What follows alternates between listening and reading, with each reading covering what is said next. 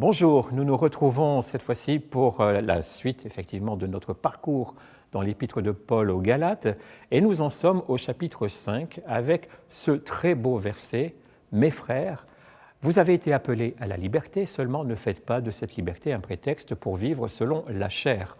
Au contraire, laissez-vous guider par l'amour pour vous mettre au service les uns des autres, car toute la loi se résume dans ce seul commandement.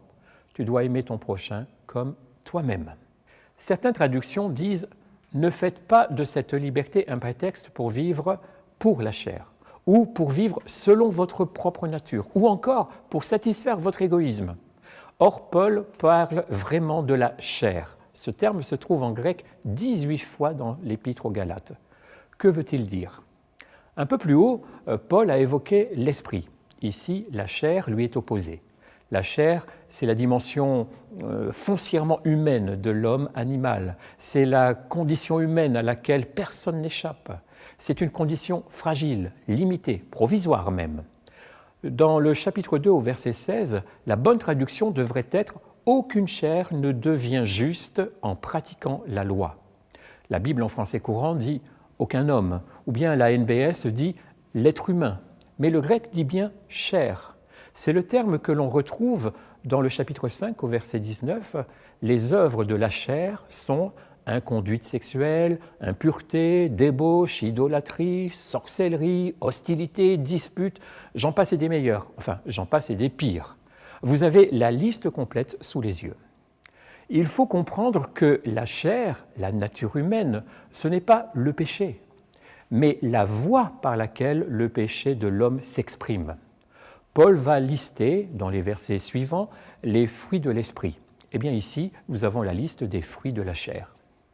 Les fruits de l'esprit, justement, eh bien ils sont amour, joie, paix, patience, bonté, bienveillance, foi, douceur, maîtrise de soi. Jolie liste qui commence par l'amour. Cet amour que l'on retrouve au verset 13. « Mes frères, vous avez été appelés à la liberté, mais que cette liberté ne soit pas un prétexte pour satisfaire votre propre nature. Au contraire, par amour, faites-vous esclaves les uns des autres. » Cet amour, c'est l'ADN du Saint-Esprit, mais c'est aussi Dieu, c'est même le cœur de Dieu. Paul ne cesse de mettre en opposition loi et foi. Ici, il met face à face chair et esprit. Quelque part, dans les chapitres précédents, il a mis en opposition aussi Abraham et Moïse, c'est-à-dire la promesse et la loi, comme l'a si bien fait remarquer Jacques Nicole dans les séquences précédentes. Et même Paul a eu l'audace d'opposer Agar et Sarah dans une allégorie déroutante. Paul argumente et il remet les pendules à l'heure.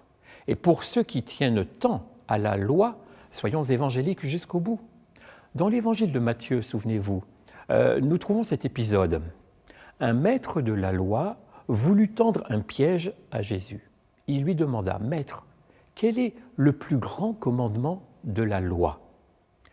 Vous avez bien noté, c'est un maître de la loi qui demande quel est le sommet de la loi. Plus judaïsant, tu meurs. Jésus lui répondit, je cite la suite de l'Évangile, « Tu dois aimer le Seigneur ton Dieu de tout ton cœur, de toute ton âme, de toute ton intelligence. C'est là le commandement le plus important, le plus grand. Et voici le second commandement qui est d'une importance semblable. Tu dois aimer ton prochain comme toi-même. » Toute la loi de Moïse et tout l'enseignement des prophètes dépendent de ces deux commandements.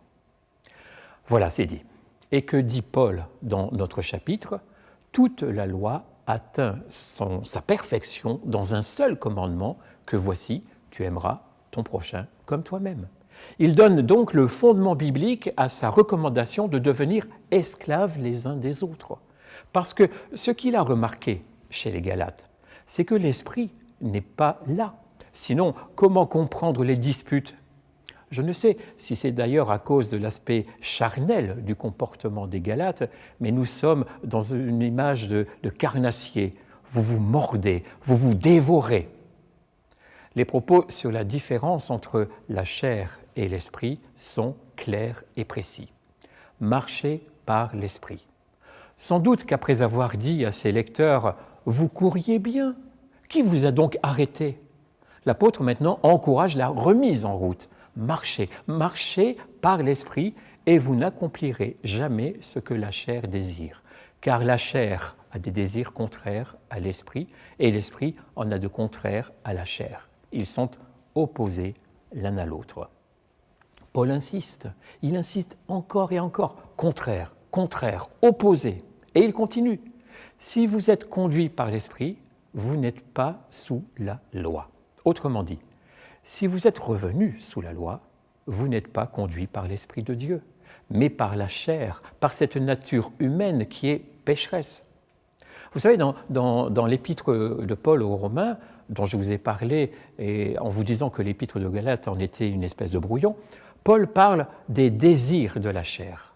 Dans ce fameux chapitre 7, « Nous savons, écrit-il, que la loi est spirituelle, mais moi, je suis un être de chair, vendu au péché.